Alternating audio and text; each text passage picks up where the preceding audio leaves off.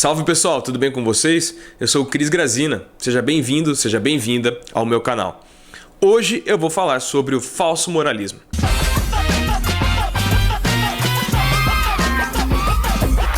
Eu decidi falar sobre o falso moralismo porque trata-se de um tema que tem muito a ver com um acontecimento recente, o suicídio do MC Reassa. O MC Reassa suicidou-se após espancar a sua amante, tendo em vista a descoberta que ela estaria grávida. Estaria porque, na verdade, ela nem está, segundo laudos médicos divulgados há poucas horas. E aparentemente, com muita probabilidade, o que aconteceu foi o seguinte: o MC Reassa se definia nas redes sociais como um cristão, um cara de família, aquele personagem típico de cidadão do bem. E fez desse personagem um instrumento de luta política, já visto que ele tinha muita solidariedade aos atos em defesa do Bolsonaro e a movimentos conservadores, os quais ele era adepto.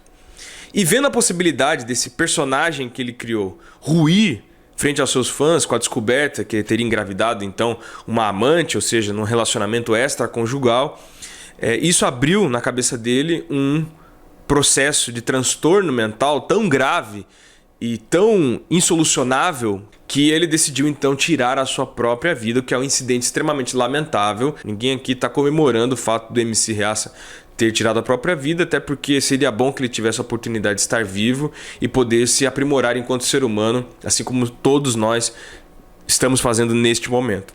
Mas o que é o falso moralismo? O falso moralismo é quando você professa, ou pior, julga os demais a partir de valores morais que você mesmo não pratica. Isso é muito comum na nossa sociedade. Isso tem muito a ver com a cultura machista. É um traço doentio da sociedade brasileira muito presente na nossa cultura. E aí não é de se surpreender que o Bolsonaro tenha manifestado pesar de uma maneira tão especial nas suas redes sociais a morte do MC Reassa.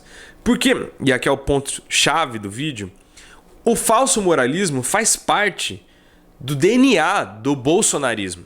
O falso moralismo no Brasil tem contornos de partido político, por ser uma expressão social muito forte. E teve tudo a ver com a eleição do Bolsonaro. Vejam que o próprio Bolsonaro se diz adepto dos valores da família tradicional e ele mesmo não se encaixa nesse conceito. O Bolsonaro já está no 3º casamento. O Bolsonaro já disse que usou o dinheiro público para comer gente, um comportamento bem distante daquele esperado de uma pessoa de bem ou uma pessoa radicalmente defensora dos valores tradicionais de família. Ele é o expoente talvez máximo do falso moralismo da sociedade brasileira atual. O falso moralismo não é um comportamento contemporâneo, trata-se de um traço de muitos anos para trás da nossa sociedade, da cultura brasileira. Eu estava lendo o livro aqui, Pernas Cruzadas, Meias Rendadas, de autoria da Ana Maria Melo Negrão, professora aqui da Unicamp. O livro é publicado pela editora da Unicamp e ela conta a história de Campinas a partir do estudo da prostituição. E, entre outras coisas contadas nesse livro, ela diz que as mulheres pertencentes às famílias tradicionais campineiras no início do século XX toleravam que seus maridos procurassem prostitutas, porque elas se viam como mães, como mulheres de família. Então, quando o marido delas procurava prostitutas para se resolver do ponto de vista libidinoso, sexual e tudo mais, talvez até realizar práticas sexuais inconfessáveis, moralmente não aceitas, elas achavam que isso se traduzia numa forma de respeito deles para com elas. Até aí tudo bem, né? O problema é que as prostitutas começaram a frequentar as missas aos domingos, conjuntamente com as mulheres de família. E isso gerava uma certa tensão, um certo mal-estar, comentários pejorativos. As prostitutas chegavam à missa, tinham que buscar a comunhão por último e mesmo assim eram alvo de chacota e tudo mais. Isso chegou a um nível tão extremo que o padre subiu ao púlpito e deu um baita esporro na galera. Falou, é o seguinte, os ornamentos dessa igreja são pagos com as ofertas das prostitutas. Isso deu o maior bafafá na cidade. Isso gerou um constrangimento tão grande na sociedade campineira tradicional que eles se mobilizaram e deflagraram literalmente uma operação de limpeza, mobilizando toda essa atividade de prostituição, antes concentrada no Taquaral, para o bairro Itatinga, que hoje é um dos maiores redutos da prática de prostituição no Brasil e no mundo. O falso moralismo que fez essas mulheres, de certa forma, tolerarem certas práticas de seus maridos, embora inconfessáveis moralmente, têm contornos de partido político no Brasil, com influências urbanísticas, inclusive, como a gente pode notar nessa história narrada aqui pelo livro da professora Ana Maria Melo Negrão. E isso tem íntima relação com movimentos conservadores, direitistas. Lembram-se do...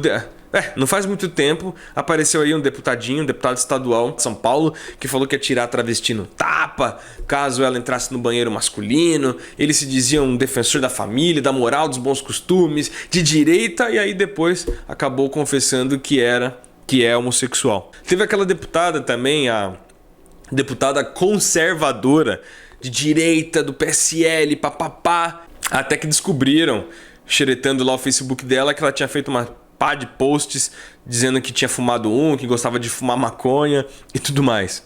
O falso moralismo caminha com a hipocrisia, caminha com o machismo, faz parte de um traço bastante hipócrita, demagogo e sujo da sociedade brasileira. Então é um pessoal que propaga valores que não pratica. E isso, em último grau, pode ser doentio, pode até tirar uma vida, como aconteceu, infelizmente, no caso do MC Reaça. Então esse é o meu comentário de hoje, para que a gente fique esperto com o falso moralismo, que no Brasil tem contornos de partido político, movimento esse que logrou êxito nas eleições presidenciais em 2018. Forte abraço e até a próxima.